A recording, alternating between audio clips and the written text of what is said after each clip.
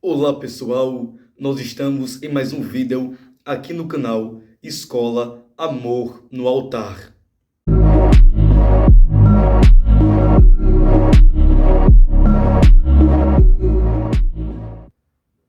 Hoje, com toda certeza, você vai aprender muito acerca do assunto que eu vou lhe ensinar aqui através deste vídeo.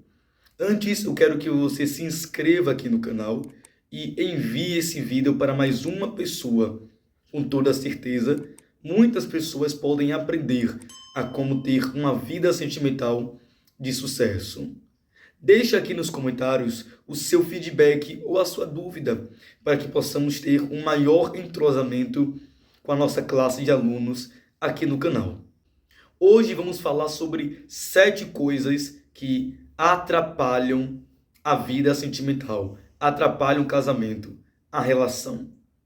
Olhe que a Bíblia diz aqui no livro de Efésios, capítulo de número 4, versículo 1 a 3. Olha o que diz: exorto-vos a andares de todo modo digno da qual vocação com a qual fostes chamados, com toda a humildade e mansidão, e com longanimidade, suportando-vos uns aos outros com amor, procurando conservar a unidade do Espírito pelo vínculo da paz.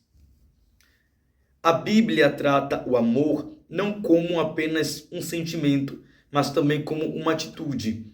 Amor é um sentimento ligado à razão. O amor verdadeiro é isso aí. Você vê que na relação existe a fase de estar apaixonado, de estar apaixonada.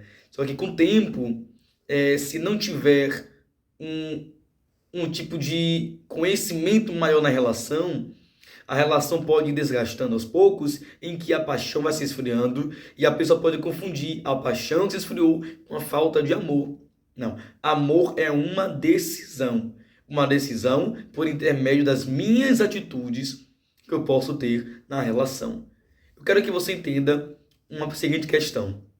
Aqui em Efésios fala que devemos suportar uns aos outros, devemos continuar na vocação que fomos chamados.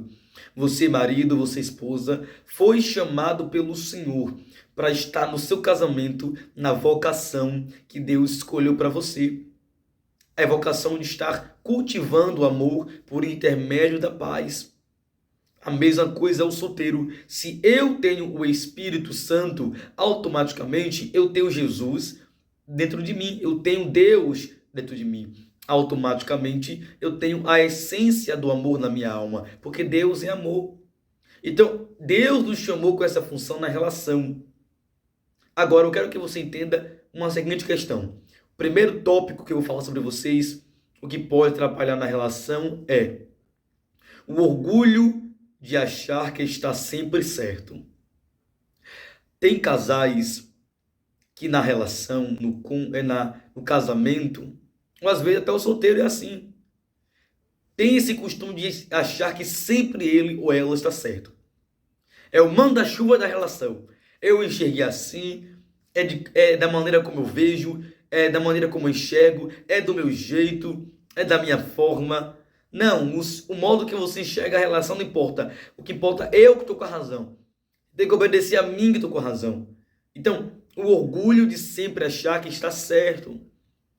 Como eu falei em Efésios, nós temos que andar em amor na relação, tanto casado quanto solteiro.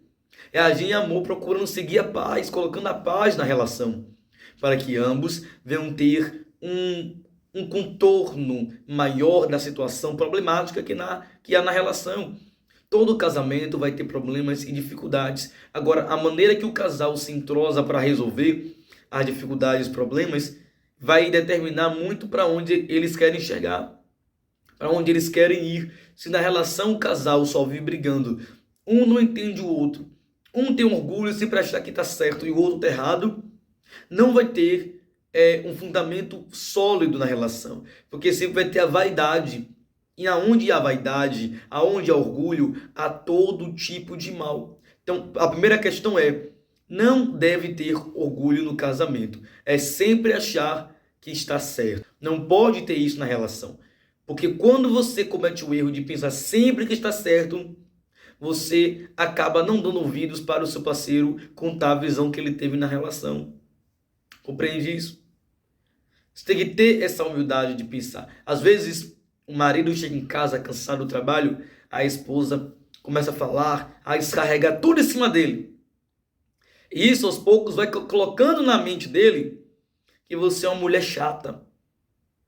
Aí, toda vez, quando ele vai chegar em casa do trabalho, ele vai pensar, eu não gosto de ficar em casa, porque minha mulher sempre descarrega um turbilhão de problemas em mim. Nem mal chega em casa para respirar, ela já começa a falar de problemas. Ou seja, você começa a apresentar esse tipo de atitude na relação. Consequentemente, ele não vai querer mais te ouvir. Aí você vai querer dizer que está certo na relação, sem entender o porquê dele estar agindo assim. A mesma coisa é o marido. Às vezes a esposa precisa do marido para desabafar, para confessar, para se apoiar, para ter esse apoio, essa força. E o marido às vezes não dá. E ela acaba se desgastando a tal ponto de não querer mais conversar na relação. E isso aos poucos vai esfriando. Aí você, marido, acaba interpretando mal o lado da sua esposa. Você pensa, mas eu estou certo. E ela está errada. Tem que ter um entrosamento maior de compreensão mútua entre os dois. Tem que procurar enxergar qual é a visão do outro, enxergar o que o outro está sentindo, se colocar no lugar do outro. A segunda coisa que pode atrapalhar na relação, no casamento e na vida sentimental é falta de reconhecimento da fraqueza própria e do outro. Ou seja, a falta de reconhecimento da fraqueza própria. Quando você não reconhece a sua fraqueza, você sempre vai apontar o erro do outro. Mas meu marido é assim, a minha esposa é assim, ele é assim, ela é assim, ela me trata assim, ele, enfim. Quando você não reconhece o seu próprio erro, você sempre vai apontar a fraqueza do outro. Você sempre vai apontar os erros do outro. Mas será que você também não tem erros? Será que você também não tem fraqueza a melhorar? Quando você foca em apontar somente os erros do outro, você esquece da principal questão, que é consertar os seus próprios erros. Na relação, quando algo te incomoda, você tem que sentar e conversar, ter diálogo entre vocês dois, para que haja uma participação mútua dos dois em resolver o problema da relação, o que está incomodando, e melhorar. Agora, na relação, não adianta apenas falar do problema sem dar uma solução. Às vezes você, esposa, você, marido, reclama tanto, mas você não diz o que você deseja que venha mudar na relação. Então não adianta somente reclamar sem não vier com um tipo de cuidado maior, uma direção maior para resolver o problema. Então é necessário, além de você apresentar o problema, trazer a solução para o problema da relação. Já que você está incomodado com algo, diga o que você pensa, o que você enxerga que pode melhorar. Diga qual é o seu ângulo de visão, mas não ignorando a visão do outro. Você tenta enxergar a visão do outro, se coloca no lugar do outro, mas você apresenta a solução e pergunta o que o outro acha para quem é casado. Pergunta o que o outro acha para que os dois juntos venham conseguir seguir na mesma linha na relação. Agora, tem que reconhecer, como eu falei aqui, nesse segundo erro que atrapalha a vida sentimental. Tem que reconhecer a sua própria fraqueza. Tem que reconhecer. E também você tem que saber analisar qual é a fraqueza do outro. Aonde é o limite do outro. Aonde é a fraqueza do seu cônjuge. Para que você saiba administrar o casamento. A Bíblia diz que é melhor dois do que um. Porque se um cair, o outro levanta. Então, se no casamento você não reconhece o seu erro, ou você não reconhece a fraqueza do seu cônjuge, como você que tem a visão vai levantar aquele que está caído, se você não está disposta a reconhecer o seu erro ou reconhecer o erro do cônjuge, a fraqueza do cônjuge. Reconhecer a fraqueza não é apontar o erro.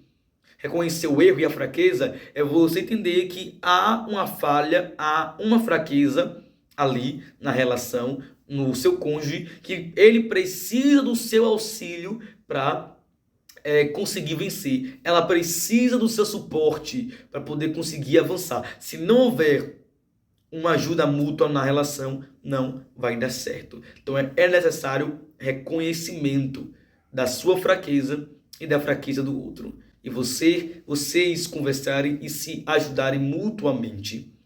A terceira coisa que pode atrapalhar muito a relação, tanto para quem é casado, quanto para quem é solteiro, voltando ao tópico 2, ao erro 2, é que às vezes o solteiro também é a mesma coisa, não reconhece a sua fraqueza.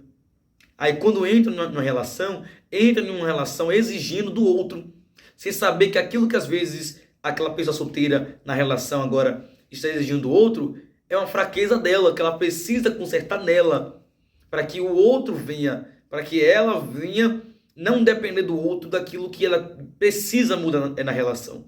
O casado é a mesma coisa, como eu acabei de explicar.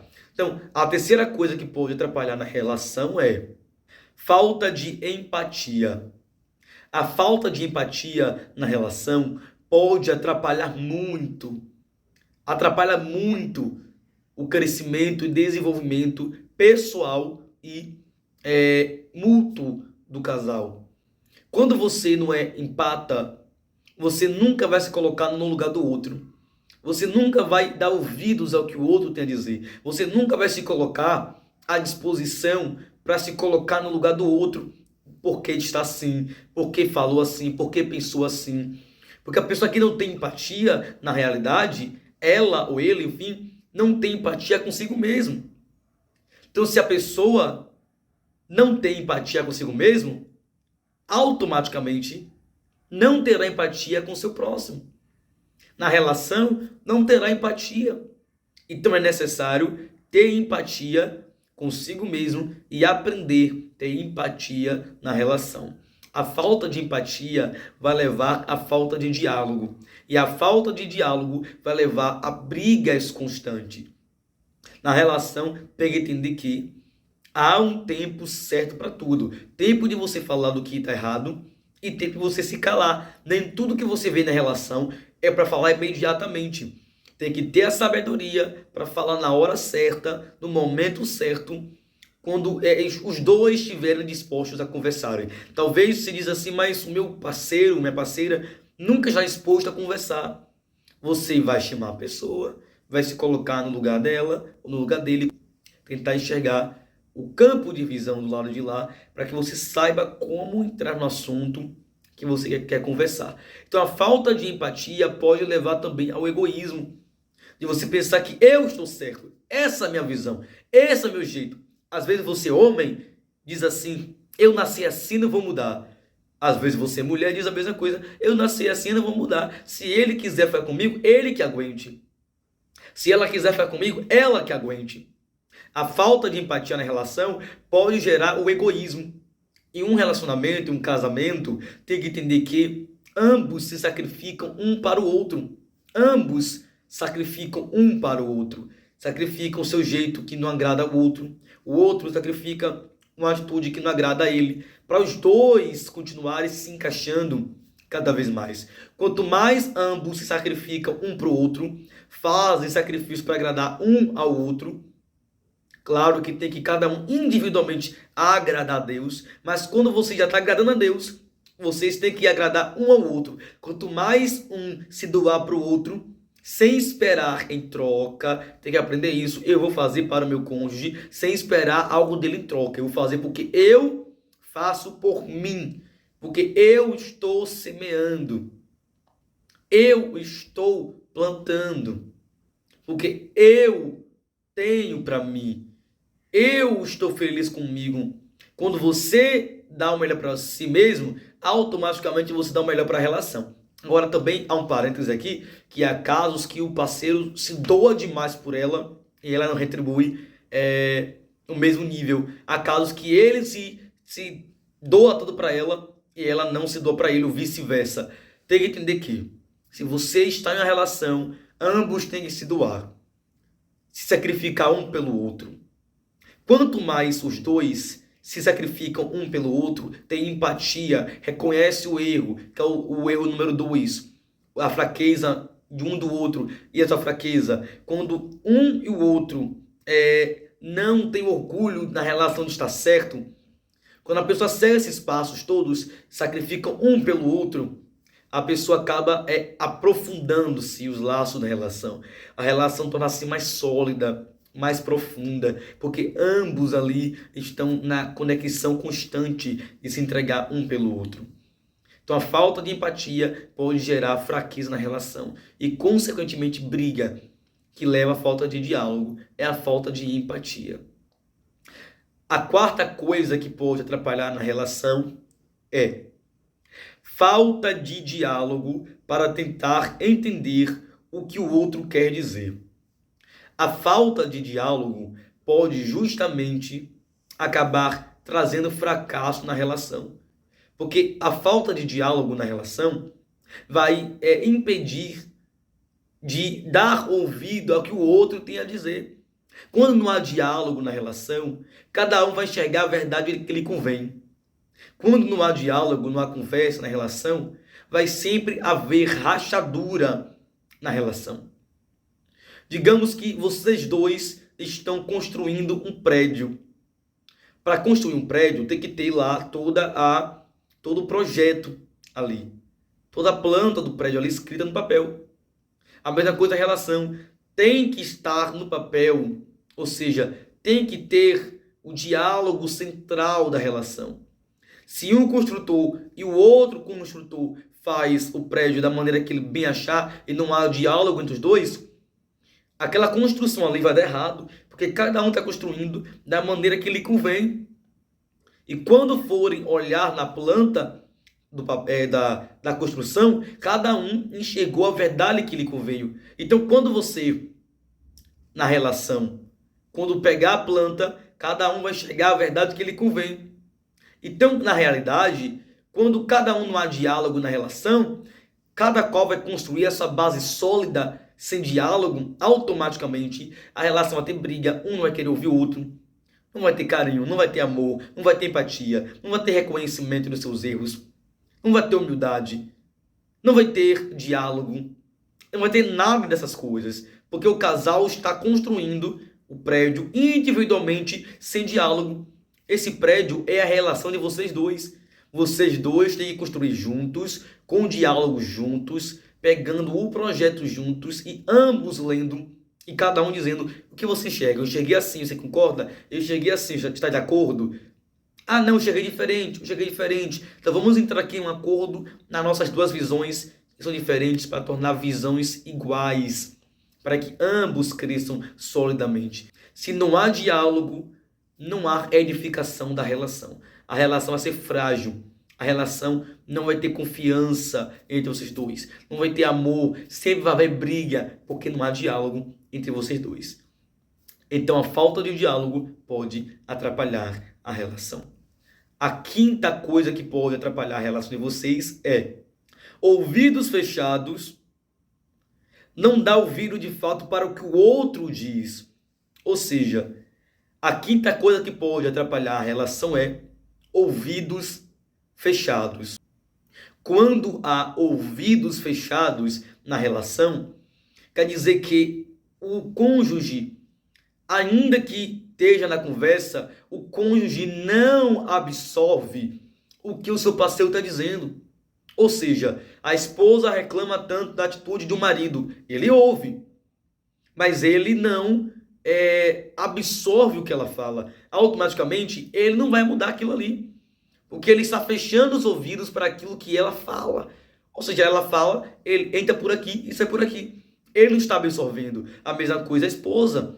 Às vezes o marido questiona, tenta exigir algo dela e ela ouve, mas não muda. Não muda, quem sabe, o jeito, uma atitude. Às vezes o marido não muda o seu jeito, uma atitude.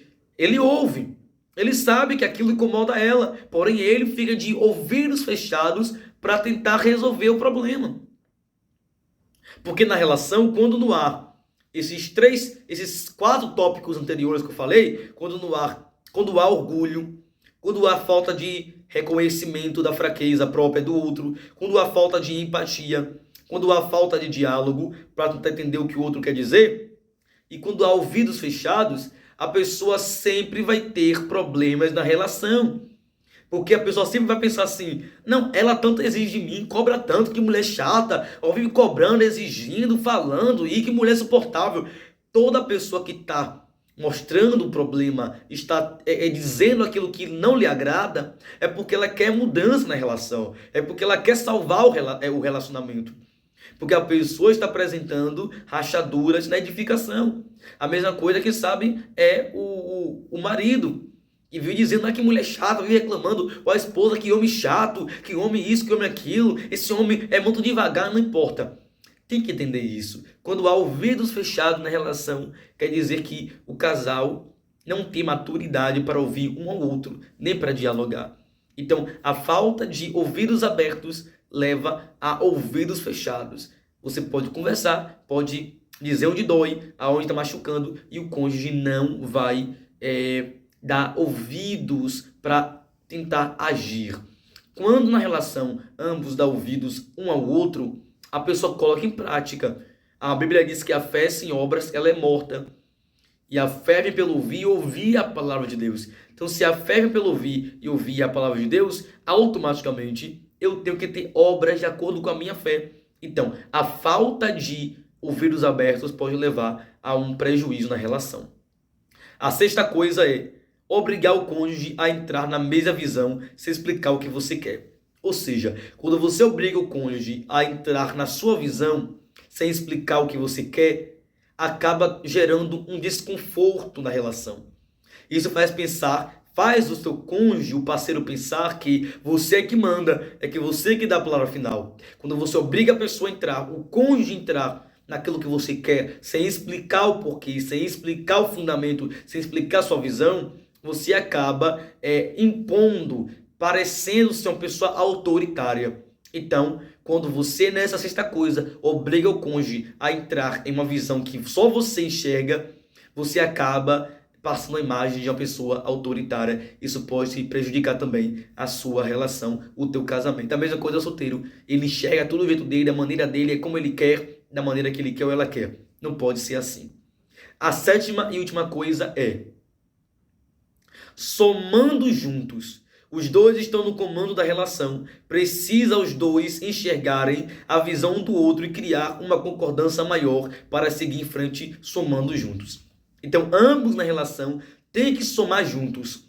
Ambos lutam juntos. Ambos constroem juntos. Ambos edificam juntos. Se houver cada um por si, as coisas não dão certo. Tem que somar junto. Amém? Essas são 7 coisas que podem atrapalhar a sua relação, o teu casamento. Acompanhe demais vídeos aqui no canal Escola Amor no Altar.